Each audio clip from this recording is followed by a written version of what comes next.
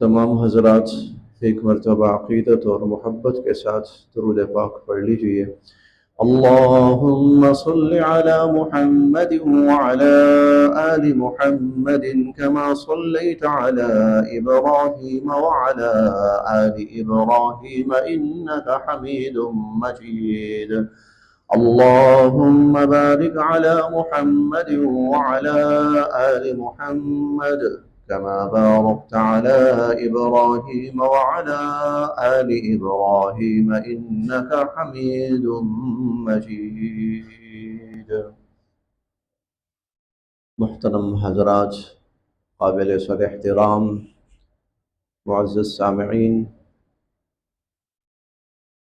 شمسی اعتبار سے اگست کا مہینہ چل رہا ہے اور اگست کے مہینے کی 14 تاریخ ہے۔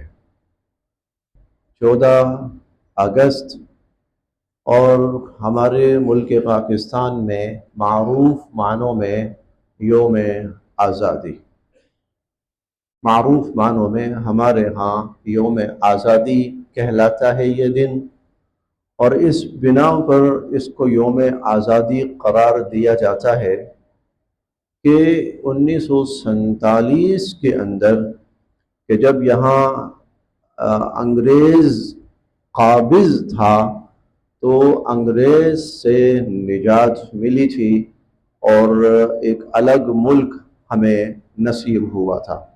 اس معنی کے اندر یہ جو 14 اگست 1947 ہے یہ یوم آزادی قرار پاتا ہے۔ گویا ہم یہ دعویٰ کرتے ہیں کہ ہم آزاد ہوئے، اور جب ہم یہ دعویٰ کرتے ہیں کہ ہم آزاد ہوئے تو اس کے ساتھ ہی پھر ایک مفہوم اور بھی سامنے آ جاتا ہے کہ ہم غلام تھے۔ آزادی کا مطلب یہی ہے نا کہ ہم غلام تھے۔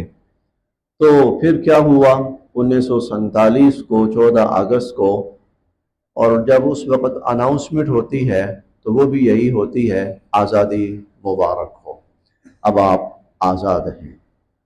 چلیں، دنیا کا ایک معروف تصور ہے، اس اعتبار سے یوم آزادی، آزادی کا مہینہ، آزادی کا سال، آزاد قوم، یہ اصطلاحات ہمارے ہاں استعمال ہوتی ہیں۔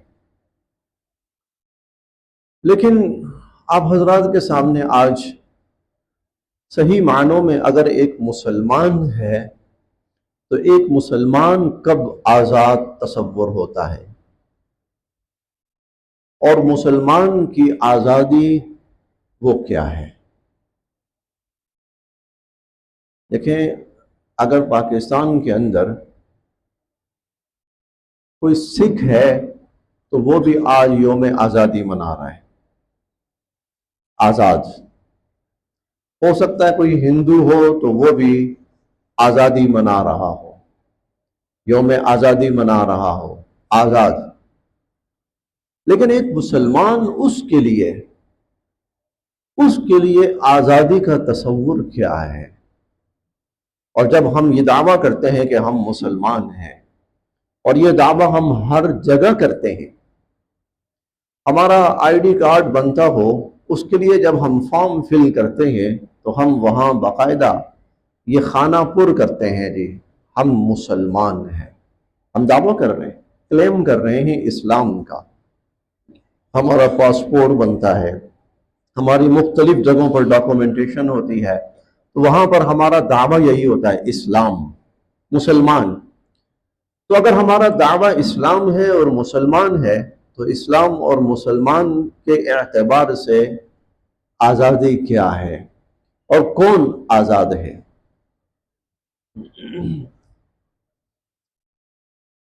انبیاء علیہ السلام کو اللہ رب العزت مبعوث فرماتے تھے۔ انبیاء علیہ السلام اپنی قوم کی طرف تشریف لاتے تھے، اور جب انبیاء علیہ السلام اپنی قوم کی طرف تشریف لاتے تھے تو وہ ایک بہت بڑا پیغام اور بہت بڑا پروگرام انسانیت کے سامنے رکھتے تھے، بہت بڑا پروگرام اور بہت بڑا منصوبہ انسانیت اور بہت بڑی دعوت وہ انسانیت کے سامنے رکھتے تھے، اور جب وہ یہ دعویٰ انسانیت کے سامنے رکھتے تھے تو آج کی معروف اصطلاح کے مطابق جانتے ہیں انبیاء علیہم السلام کا بیانیہ کیا ہوتا تھا؟ انبیاء علیہم السلام کا بیانیہ، یہ آج کی اصطلاح ہے نا، ہر جماعت اپنا اپنا بیانیہ لے کر آ رہی ہے، ہمارا بیانیہ یہ ہے، ہم ایک پروگرام لے کر آ رہے ہیں اور ہمارا جو بیانیہ ہے وہ یہ ہے، ہمارا فیس یہ ہے، ہمارا چہرہ یہ ہے۔ انبیاء علیہم السلام ایک بہت بڑا پروگرام لے کر آتے تھے، ایک دعوت لے کے آتے تھے۔ آپ جانتے ہیں انبیاء علیہم السلام کا بیانیہ کیا ہوتا تھا؟ انبیاء علیہم السلام کا بیانیہ ایک ہوتا تھا، تمام نبیوں کا بیانیہ الگ نہیں تھا، تمام انبیاء علیہم السلام، چنانچہ اللہ رب العزت نے قرآن کریم کے اندر ان کا بیانیہ بیان کیا ہے۔ جہاں جو بھی نبی تشریف لائے، جس قوم کی طرف تشریف لائے، جس علاقے کی طرف تشریف لائے، جس خطے کی طرف تشریف لائے، نبی کا بیانیہ ایک ہوتا تھا، یا قوم اعبدوا اللہ ما لکم من الہ غیرہ۔ پڑھیے قرآن مجید، پڑھیے وَإِلَىٰ عَادٍ أَخَاهُمْ هُودًا، حضرت ہود علیہ السلام کو بھیجا قوم عاد کی طرف، قال یا قوم اعبدوا اللہ ما لکم من الہ غیرہ، بیانیہ وہی ہے۔ وَإِلَىٰ ثَمُودَ أَخَاهُمْ صَالِحًا، حضرت صالح علیہ السلام کو قوم سمود کی طرف بھیجا، یا قوم اعبدوا اللہ ما لکم من الہ غیرہ۔ وَإِلَىٰ مَدْيَنَ أَخَاهُمْ شُعَيْبًا، حضرت شعیب علیہ السلام کو قوم مدین کی طرف بھیجا، قال یا قوم اعبدوا اللہ ما لکم من الہ غیرہ۔ حضرت موسیٰ علیہ السلام، یا قوم اعبدوا اللہ ما لکم من الہ غیرہ۔ حضرت ابراہیم علیہ السلام، یا قوم اعبدوا اللہ ما لکم من الہ غیرہ۔ تمام انبیاء علیہم السلام کا بیانیہ ایک ہوتا تھا، اور وہ بیانیہ کیا تھا؟ اب میں اس کو تھوڑا سا واضح کرتا ہوں، اور پھر نبی کریم صلی اللہ علیہ وسلم کی تعلیمات اور آپ کے فرامین اور قرآن کا جو مضمون ہے اس کی صورت میں عرض کرتا ہوں کہ آزادی کیا ہے۔ اب یہ جو ہر نبی آ رہا ہے، اعبدوا اللہ ما لکم من الہ غیرہ، اعبدوا اللہ ما لکم من الہ غیرہ، اعبدوا اللہ ما لکم من الہ غیرہ، اور نبی کا بیانیہ پھر کبھی تبدیل نہیں ہوتا تھا، پہلے دن سے لے کر آخری دن تک نبی کا بیانیہ ایک ہی رہتا تھا، اور ہر نبی کا بیانیہ پھر یہی تھا۔ اس کا مطلب یہ تھا کہ جب تم دنیا میں آئے ہو تو دنیا میں یہ ہوا، مختلف لوگوں نے، مختلف جماعتوں نے، مختلف گروہوں نے تمہیں جکڑ لیا ہے، مختلف جماعتوں نے تمہیں جکڑ لیا، مختلف گروہوں نے تمہیں جکڑ لیا، مختلف طاقتوں نے تمہیں جکڑ لیا، اور ان طاقتوں اور ان گروہوں کا منشور کیا ہے؟ ہمارے سامنے جھک جاؤ، ہمارے سامنے سر تسلیم خم کرو۔ چنانچہ اس کے لیے باقاعدہ کئی حکومتیں ایسی آئیں، اور کئی اقتدار ایسے آئے، اور کئی تسلسل ایسے آئے، میں تسلسل کی بات کر رہا ہوں، کئی تسلسل ایسے آئے، ہم خدا ہیں بھائی ہمیں سجدہ کرو، ہم خدا ہیں ہمیں سجدہ کرو۔ چنانچہ وہ جو بھی آتا تھا ان کے سامنے سجدہ ریز ہوتا تھا، جو بھی آتا تھا، کیا یہ کیا ہے، سجدہ کیا ہے، کیوں کروا رہے ہیں؟ بھائی تم نے ہمارے سامنے جھکنا ہے، تم نے ہمارے ماتحت رہ کر زندگی گزارنی ہے، تم نے ہمارے اصول، قانون، ضابطوں کے تحت زندگی بسر کرنی ہے۔ انسان انسان کو جکڑ لیتا تھا، انسان انسان کو دبا لیتا تھا، انسان انسان کو جھکا لیتا تھا، اور انسان آ کر پھر واقعتاً جھک کر اس کے سامنے اس کی بالادستی کو تسلیم کرتا تھا، اس کے اصول، قانون، ضابطوں کو تسلیم کرتا تھا۔ یہاں پر پھر نبی تشریف لاتے تھے، یہاں پر انبیاء علیہم السلام تشریف لاتے تھے، یا قوم، اے لوگو، انا تؤفکون، تمہیں کہاں پھرا دیا گیا ہے، انا تصرفون، تمہیں کہاں بہکا دیا گیا ہے۔ تمہیں اللہ نے اس لیے تو پیدا نہیں کیا تھا کہ تم بندوں کے سامنے جھک جاؤ اور بندوں کے غلام بن جاؤ، تمہیں تو اللہ نے اس لیے پیدا کیا تھا کہ صرف میرے سامنے جھکو اور میرے غلام بن کے رہو۔ یا قوم اعبدوا اللہ، اللہ کی عبادت کرو، ما لکم من الہ غیرہ، اللہ کے سوا کوئی ایسی ذات نہیں ہے کہ جس کے سامنے انسان اپنے آپ کو جھکا دے۔ تم نے کسی فرعون کے سامنے اپنے آپ کو جھکایا ہوا ہے، تم نے کسی قارون کے سامنے اپنے آپ کو جھکایا ہوا ہے، تم نے کسی نمرود کے سامنے اپنے آپ کو جھکایا ہوا ہے، اور تم نے کسی بخت نصر کے سامنے اپنے آپ کو جھکایا ہوا ہے، اور تم نے کسی کسرا کے سامنے اپنے آپ کو جھکایا ہوا ہے، اور تم نے کسی قیصر کے سامنے اپنے آپ کو۔ یہ خدائی کے دعوے کرتے تھے پھر انسان پھر رب ہونے کے دعوے کرتے تھے۔ نبی کریم صلی اللہ علیہ وسلم کی خدمت میں کسرا نے، ایران کا حکمران کسرا، اس کے 2 سفیر آئے، نبی کریم صلی اللہ علیہ وسلم کی خدمت میں آئے، تو ان کی جو ظاہری وضاقتہ تھی وہ حضور علیہ السلام کو بڑی ناگوار گزری، تو حضور صلی اللہ علیہ وسلم نے ان سے اپنا چہرہ پھیر لیا۔ پھر حضور نے فرمایا کہ تمہیں کس نے کہا ہے کہ تم اپنی وضاقتہ یہ بناؤ؟ تمہیں کس نے کہا ہے؟ یہ جو تمہاری ظاہری وضاقتہ ہے، تمہیں کس نے کہا ہے کہ یہ وضاقتہ بناؤ؟ خاص طور پر حضور علیہ السلام کا ارشاد تھا ان کی داڑھی کی طرف، کیونکہ وہ کلین شیو تھے، تو مجوس جو ہوتے تھے نا، مجوسی جو تھے وہ کلین شیو ہوتے تھے، اور مشرکین جو تھے تو وہ داڑھی فرینچ کٹ جسے کہتے ہیں، داڑھی منڈواتے تھے، چھوٹی چھوٹی رکھتے تھے، لیکن جو مجوس ہوتے تھے، جو ایرانی تھے خاص طور پر، تو وہ کلین شیو ہوتے تھے۔ تو آپ نے فرمایا کہ تمہیں کس نے کہا ہے کہ تم اپنی یہ وضاقتہ بناؤ؟ وہ کہنے لگے ہمارے رب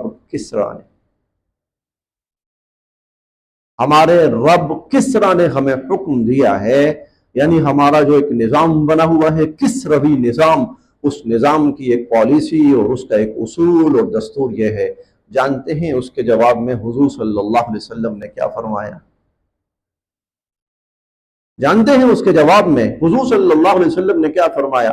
آپ نے فرمایا ربی اللہ، میرا رب اللہ ہے، اور میرے رب نے مجھے حکم دیا ہے کہ میں داڑھی کو بڑھاؤں اور مونچھوں کو میں کترواؤں اور چھوٹا کروں۔ میں قرآن کریم فرعون کے بارے میں بار بار بتاتا ہے کہ وہ دعویٰ کرتا تھا ما لکم من الہ غیرہ، میرے سوا کوئی الہ نہیں ہے، میرے سوا کوئی معبود نہیں ہے، انا ربکم الاعلی، سب سے بڑا، سب سے اعلی، ہم کہتے ہیں نا سبحان ربی الاعلی، اعلی اللہ ہے، اعلی رب اللہ ہے، وہ کہتا تھا انا ربکم الاعلی، تمہارا اعلی رب جو تم کہتے ہو نا وہ میں ہوں، پھر وہ جھکاتے تھے انسانوں کو اپنے سامنے، پھر وہ سجدہ ریز کرتے تھے لوگوں کو اپنے سامنے، تمہاری گردنیں ہمارے سامنے جھکی رہنی چاہیے، تمہاری پیشانیاں ہمارے سامنے سر بسجود ہونی چاہیے۔ پھر انبیاء تشریف لاتے تھے، یا قوم اعبدوا اللہ واسجدوا للہ، جھکنا ہے، سجدہ کرنا ہے صرف اللہ کے سامنے، رکوع کرنا ہے صرف اللہ کے سامنے، عبادت کرنی ہے، بندگی کرنی ہے صرف اللہ کے سامنے۔ یہ ہے آزادی،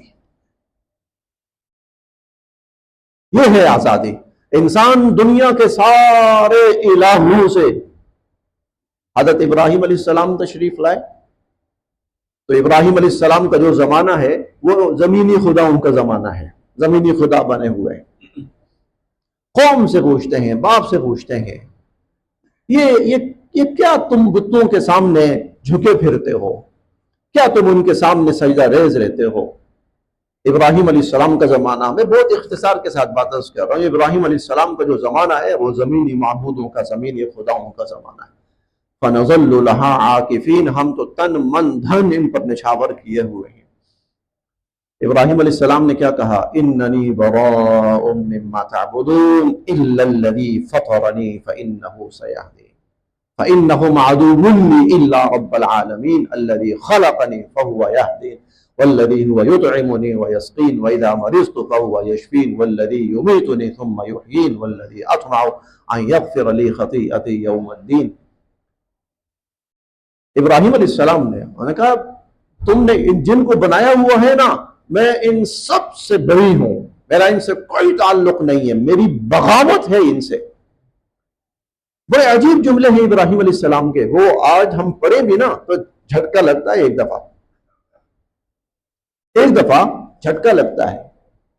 لقد كان لكم أسوة حسنة في إبراهيم والذين معه إذ قالوا لقومهم إنا براء منكم ومما تعبدون من دون الله كفرنا بكم وبدا بيننا وبينكم العداوة والبغضاء أبدا حتى تؤمنوا بالله وحده۔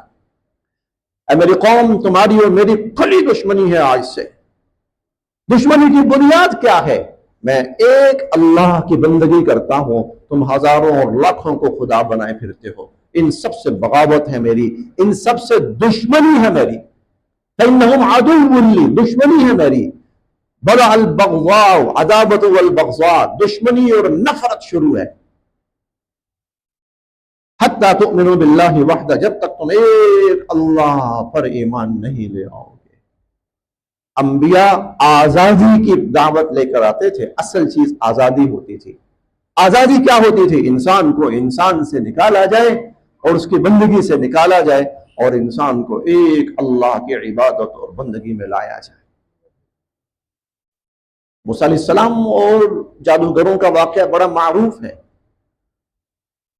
حضرت موسیٰ علیہ السلام کا اور جادوگروں کا واقعہ بڑا معروف ہے۔ موسیٰ علیہ السلام ان کے سامنے دعوت لے کر آئے، اللہ کی آیات لے کر آئے، وہ سحر لے کر آئے، جادو لے کر آئے۔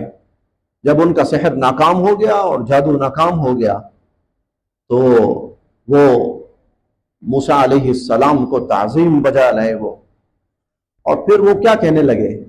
وہ کہنے لگے ہم موسیٰ علیہ السلام پر اور ان کی دعوت پر اور موسیٰ کے رب پر ایمان لائے۔ تو فرعون کہنے لگا قبل ان آذن لکم، ابھی تو میں نے تمہیں اجازت دی ہی نہیں ہے، میری اجازت سے پہلے تم موسیٰ پر، موسیٰ کے رب پر ایمان لا رہے ہو میری اجازت سے پہلے۔ لَأُقَطِّعَنَّ أَيْدِيَكُمْ وَأَرْجُلَكُمْ مِنْ خِلَافٍ وَلَأُصَلِّبَنَّكُمْ أَجْمَعِينَ اور وَلَأُصَلِّبَنَّكُمْ فِي جُذُوعِ النَّخْلِ وَلَتَعْلَمُنَّ أَيُّنَا أَشَدُّ عَذَابًا وَأَبْقَىٰ۔ اور کہنے لگا، فرعون کہنے لگا میں تمہارے ہاتھ اور تمہارے پاؤں مخالف سمتوں سے کاٹ کر اور تمہیں سولی پہ لٹکا دوں گا، اور تم دیکھو گے کہ کس کی سزا سخت ہے اور کس کا عذاب سخت ہے۔ آپ جانتے ہیں چند لمحے پہلے موسیٰ علیہ السلام پر ایمان لانے والے اور حقیقی معنوں میں آزادی حاصل کرنے والے، حقیقی معنوں میں آزادی حاصل کرنے والے جو ایمان والے تھے اس وقت، جو جادوگر تھے، انہوں نے پتہ کیا کہا؟ انہوں نے کہا فَاقْضِ مَا أَنْتَ قَاصٍ۔ یہی جادوگر ہیں، جب آ رہے ہیں فرعون کے پاس آ رہے ہیں، فرعون جمع کر کے لایا ہے ان کو، اور فرعون کے پاس پہنچے ہیں اِنَّ لَنَا لَأَجْرًا إِن كُنَّا نَحْنُ الْغَالِبِينَ، جناب یہ بتائیں پیسے ملیں گے کہ نہیں ملیں گے؟ بڑی مشکلوں سے اپنا کام کاج چھوڑ کر ہم خرچہ کر کے یہاں آتے ہیں، ہماری دہاڑیاں بھی جاتی ہیں، ہماری محنت بھی جاتی ہے، اور آخر میں ہمیں تنخواہ دیا جاتا ہے، ملتا بھی کچھ نہیں ہے، ہمیں خالی ہاتھ جاتے ہیں۔ اِنَّ لَنَا لَأَجْرًا، جناب بتائیے پیسے ملیں گے؟ خالی ہاتھ تو نہیں جانے دیا جائے گا نا ہمیں، ہم ناکام تو نہیں جائیں گے نا خالی ہاتھ۔ فرعون تسلیاں دے رہا ہے، ہاں ہاں اِنَّكُمْ إِذًا لَّمِنَ الْمُقَرَّبِينَ، فکر نہ کرو، تم میرے ساتھ رہو گے، میں تمہیں اپنے ساتھ رکھوں گا۔ اِنَّا نَحْنُ الْغَالِبِينَ، بس ایک دفعہ موسیٰ کے مقابلے پر مجھے غالب کر کے دکھاؤ۔ یہی جو فرعون سے صرف اپنی دہاڑیاں مانگ رہے ہیں، یہی جب ان کو صحیح معنوں میں اللہ رب العزت نے اصل آزادی سے نوازا اور اللہ پر ایمان لائے، تو فرعون اب دھمکی دے رہا ہے ہاتھ پاؤں تمہارے کاٹ کر مخالف سمتوں سے اور تمہیں لٹکا دوں گا۔ اور انہیں پتا تھا فرعون کر سکتا ہے، انہیں پتا تھا، وہ جانتے تھے، وہ کرتا تھا۔ ذُو الاوتاد، وہ میخیں گاڑ کر لوگوں کو تختوں کے ساتھ لٹکاتا تھا، وہ تھا ایسا کرتا تھا، ان کو پتا تھا۔ لیکن کیا کہہ رہے ہیں؟ فَاقْضِ مَا أَنْتَ قَاضٍ، جا جو تجھ سے ہو سکتا ہے کر لے، جا تو جتنی طاقت لگا سکتا ہے لگا لے۔ تو کیا کرے گا؟ انما تقضی هذه الحیات الدنیا، زیادہ سے زیادہ اس دنیا کا ہمارا فیصلہ کر دے گا نا، زیادہ سے زیادہ انا آمنا بربنا لیغفر لنا خطایانا وما اکرہتنا علیہ من السحر واللہ خیر وابقا۔ ارے ہم تو اللہ سے آخرت کا فیصلہ کر بیٹھے، آخرت کا معاملہ کر بیٹھے، فیصلہ نہیں معاملہ کر بیٹھے، ہم تو اللہ سے آخرت کا معاملہ کر بیٹھے، کر لے تو دنیا کا جو فیصلہ کر سکتا ہے کر لے۔ یہ وہ آزادی ہے، یہ وہ آزادی ہے جو ان جادوگروں کو جو آج تک فرعون کے نظام کے ماتحت جیتے رہے، فرعون کے دیے ہوئے پیسوں پر جیتے رہے آج تک، اور آتے ہوئے بھی فرعون سے پیسے ہی مانگ رہے ہیں، یہی لوگ جب ان کو صحیح معنوں میں اللہ نے آزادی دی ہے تو یاد رکھیے گا ایک جملہ، یہ جو اللہ کی بندگی ہوتی ہے نا، یہ انسان کو ہر انسان کے سامنے جھکنے سے نجات دے دیتی ہے، یہی اصل آزادی ہے۔ اب جادوگروں کو یہ آزادی حاصل ہوئی، نہیں جھکنا اب کسی کے سامنے اللہ کے سوا۔ انا نطمع ان یغفر لنا خطایانا وما اکرہتنا علیہ من السحر واللہ خیر وابقا انه من یأت ربہ مجرما فإن له جہنم لا يموت فیها ولا يحیا ومن یأته مؤمنا قد عمل الصالحات فأولئک لهم الدرجات العلی جنات عدن تجری من تحتها الانہار خالدین فیها وذلک جزاء من تزکا۔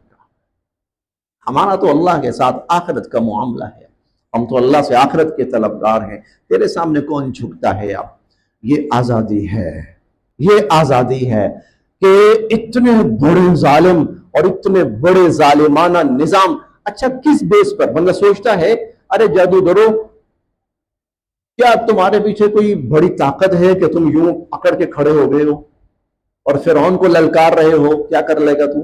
کیا کر سکتا ہے تو؟ نہیں نہیں، کوئی طاقت نہیں ان کے پاس، بظاہر ان کے پاس کوئی طاقت نہیں ہے، اور وہ اس بات کو سمجھ بھی رہے ہیں اگر فرعون ہم پر سختی کرنے پہ آیا اور ہمیں سزا دینے پہ آیا تو دے بھی دے گا اور ہماری جان چلی بھی جائے گی۔ ان کو پتہ ہے پیچھے کوئی طاقت نہیں ہے، پیچھے کوئی کھڑا نہیں ہوا کہ میں ساتھ ہوں فکر نہ کرو، اگلے کو یہ کر دو اور وہ کر دو، کوئی طاقت نہیں ہے۔ یہ کون سی طاقت تھی؟ یہ اصل آزادی کی طاقت تھی۔ جب بندہ ایک اللہ کے سامنے جھکتا ہے، اللہ اسے لوگوں کے سامنے جھکنے سے بچا لیتا ہے۔ وہ ایک اللہ کے سامنے جھکے، اب اللہ نے کسی بھی فرعون کے سامنے جھکنے سے ان کو بچا لیا۔ جنگ قادسیہ چل رہی ہے، جنگ قادسیہ جو ایران فتح ہوا، حضرت سعد بن ابی وقاص رضی اللہ تعالی عنہ فاتح ایران ہیں، سپہ سالار ہیں، فوج لے کر گئے ہوئے ہیں اور لڑائی کا محاذ گرم ہے۔ تو ایرانیوں کا جو بڑا سپہ سالار تھا، آج کی اصطلاح میں چلیں آپ کسی حد تک اس کو آرمی چیف کہہ سکتے ہیں، کسی حد تک وہ رستم تھا، وہ رستم تھا۔ ہمارے ہاں نا ایک محاورہ بولا جاتا ہے، محاورہ بولا جاتا ہے، ارے بھائی یہ تو چھپا رستم نکلا، یہ تو چھپا رستم نکلا، نہیں بولنا چاہیے۔ رستم کفر کی علامت تھا، رستم مشرک تھا، مشرک تھا، آتش پرست تھا، آگ کی پوجا کرنے والا تھا۔ تو ہم کیوں اپنے محاورے مشرکوں کے ناموں پہ رکھیں؟ ہم کیوں ان کی طاقت کو ایک مثال بنا کر پیش کریں؟ نہیں بولنا چاہیے، چھپا رستم نہیں کہنا چاہیے، چھپا مومن کہہ لیں آپ، چھپا بہادر کہہ لیں، چھپا خالد بن ولید کہہ لیں آپ اس کو۔ ہاں یہ مثالیں دیں جو ایمان والوں کی مثالیں ہوں، مشرکوں کی مثالیں کیوں؟ آتش پرستوں کی مثالیں کیوں؟ جو اسلام کو مٹانے آئے ان کی مثالیں کیوں؟ جو آگ کی پوجا کرنے والے تھے ان کی مثالیں کیوں؟ خیر، رستم آیا۔ اب رستم نے حضرت سعد بن ابی وقاص رضی اللہ تعالی عنہ کو پیغام بھیجا، اپنے کچھ لوگ بھیجیں، ہم مذاکرات کرنا چاہتے ہیں، ہم مذاکرات کرنا چاہتے ہیں۔ حضرت سعد بن ابی وقاص رضی اللہ تعالیٰ عنہ نے مشورہ کیا کہ بھائی رستم کی طرف سے یہ پیغام آیا ہے تو کیا کیا جائے؟ حضرت ربیع بن عامر رضی اللہ تعالیٰ عنہ بڑے معروف صحابی ہیں، وہ کہنے لگے جی میرا مشورہ تو یہ ہے آپ کوئی مذاکرات کے لیے کوئی وفد نہ بھیجیں، کوئی گروپ نہ بھیجیں، ایک بندہ بھیجیں، بس صرف ایک بندہ، ایک بندہ جائے جب ایک بندہ جائے گا نا تو ان پر ایک عجیب رعب پڑے گا، یار کتنے بہادر ہیں، ان کے سپہ سالار کے سامنے اور ان کی فوج کے اندر اور ان کے خیموں کے اندر اور ان کے علاقے کے اندر بھیج رہے ہیں، تو صرف ایک بندہ، تو یہی رعب کافی ہوگا ان کے لیے۔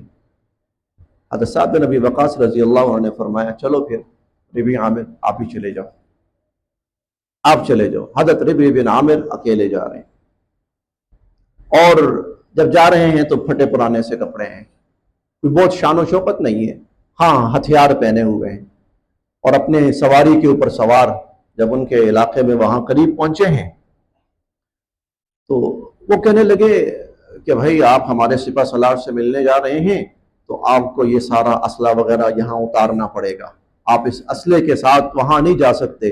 ربیع بن عامر نے کہا مجھے یہ بتاؤ بلایا کس نے بلایا؟ انہوں نے کہا ہمیں تو کوئی ضرورت نہیں تھی، تم لوگوں نے پیغام بھیجا ہے نا کہ اپنے بندے کچھ بھیجے، ہم بات چیت کرنا چاہتے ہیں، تو بھائی بات چیت کرنی ہے تو کرو، اسلحہ نہیں اتاروں گا، کرنی ہے تو کرو، نہیں تو میں جا رہا ہوں۔ آزاد بندے ایسے ہوتے ہیں، آزاد بندے ایسے ہوتے ہیں، ہمارے تو کپڑے اتروا لیے جاتے ہیں نا۔ آزاد بندہ ایسا ہوتا ہے، تم کہاں کھڑے ہو دشمن کے علاقے میں، تمہارے ارد گرد کیا ہے دشمن کی فوج، تمہارے سامنے کیا ہے سپہ سالار اور اس کی سیکیورٹی اور اس کا وہ خیمہ، عالیشان خیمہ، یہ آزادی ہے۔ اب یہ بندہ کسی کے سامنے نہیں جھکنے والا اللہ کے سوا۔ اسلام اس آزادی کا دعویٰ کرتا ہے، اسلام یہ آزادی دینا چاہتا ہے، اسلام یہ آزادی دینا چاہتا ہے۔ ایک آدمی، ایک کوئی سپہ سالار بھی نہیں ہے، کوئی جنرل بھی نہیں ہے، کوئی کمانڈر بھی نہیں ہے، ایک عام سپاہی ہے، کہہ رہا ہے میں تو نہیں آیا، تمہیں شوق ہے نا بات کرنے کا، مذاکرات کرنے کا، اگر بات کرنی اسی طرح میں ایسے ہی جاؤں گا، انہی کپڑوں میں جاؤں گا اور اسی اسلحے کے سمیت جاؤں گا، اگر منظور ہے تو ٹھیک ہے، نہیں تو جاؤ، واپس جا رہا ہوں میں۔ اب جب رستم تک یہ بات پہنچی، اس نے کہا آنے دو، ٹھیک ہے کوئی بات نہیں، مجبوری اس کی ہے نا، آنے دو۔ حضرت ربیع بن عامر وہاں پہنچے۔ اب جب وہاں پہنچے کوئی آداب نہیں، حالانکہ ان کے سامنے سجدے ہوتے تھے، کوئی آداب نہیں، سیدھا سامنے جا کے کھڑے ہو گئے۔ اس کی بڑی عجیب و غریب تفصیل ہے۔ یہ جو آزادی جس کو ہم کہتے ہیں نا، وہ آزادی یہ ہوتی ہے جب اللہ پر بندہ ایمان لاتا ہے، اللہ کا بندہ بنتا ہے، اللہ اسے پھر کسی اور کے سامنے نہیں جھکنے دیتے، اللہ اسے کسی اور کے سامنے نہیں گڑگڑانے دیتے۔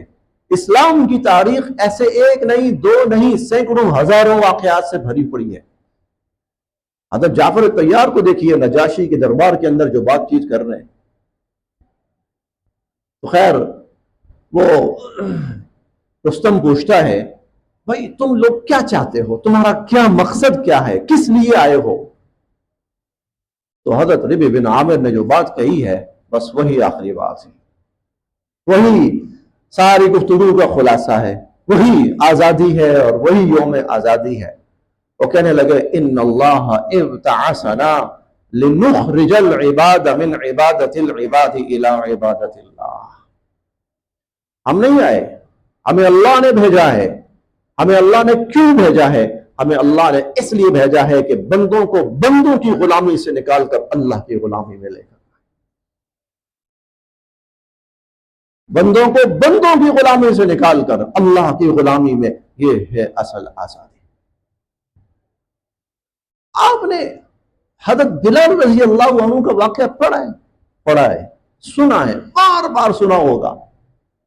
ہمارے جو تبلیغی ساتھی ہوتے ہیں یہ جب تعلیم کرتے ہیں تو بار بار وہ واقعات سناتے ہیں۔ غلام، اور ایسا غلام کیسا غلام؟ عرب میں غلام کیا ہوتا تھا؟ آپ کے تو وہم و گمان میں بھی نہیں ہوگا کہ عرب کے اندر غلام کیا ہوتا تھا۔ عرب کا غلام وہ ہوتا تھا کہ مالک کا بچہ بھی آ گیا نا، مالک کا بچہ بھی اس کے سامنے ہاتھ باندھ کے اور سر جھکا کے کھڑا ہونا، یہ مالک کا بچہ ہے، مالک نہیں ہے۔ اور مالک بیٹھا ہوا ہے نا تو غلام کی مجال نہیں ہوتی تھی کہ وہ بیٹھ جائے، اس نے کھڑا رہنا ہے۔ اور مالک کی مرضی ہوتی تھی کہ جس مرضی بات پر وہ غلام کی چمڑی ادھیڑ کے رکھ دے اور چاہے اس کو مار کے رکھ دے. یہ بلال جب اسلام لائے ہیں اور ایک اللہ کی بندگی میں آئے ہیں، پھر کیا کہتے تھے؟ پھر سارے وہ ظالم اکٹھے ہو گئے ایک غلام کو جھکا سکیں. میں اس منبر پر بیٹھ کر جمعے کے دن اللہ کی قسم کھا کے کہتا ہوں کہ عرب کا سارا سردار طبقہ مل کر صرف ایک غلام کو نہیں جھکا سکا. کہتے تھے ہمارے سامنے جھکو، بلال کہتا تھا احد، جھکنے والا صرف اس جس کے سامنے جھکنا ہے وہ صرف ایک، جھکنے کے لائق صرف تم کون ہو؟ مار سکتے ہو مار دو بس. یہ آزادی ہے، یہ آزادی ہے. لنخرج العباد من عبادت العباد الى عبادت اللہ. بندوں کو بندوں کی غلامی سے نکالا جائے اور بندوں کو اللہ کی غلامی میں لایا جائے. آئیں، میں بھی سوچتا ہوں، آج بھی سوچیں، ہم سب سوچیں، اگر تو ہم واقعتاً اس نہج پر موجود ہیں تو الحمدللہ پھر ہم یوم آزادی منا بھی سکتے ہیں اور پھر ہم یوم آزادی کا اور اپنے آزاد ہونے کا دعویٰ بھی کر سکتے ہیں. اور اگر ہم اس نہج پر نہیں ہیں تو پھر ہمیں اس نہج پر آنے کی محنت اور کوشش کرنی ہے تاکہ ہم پھر اپنے آپ کو آزاد کہہ سکیں. اللہ ہم سب کے لیے عمل کی راہیں آسان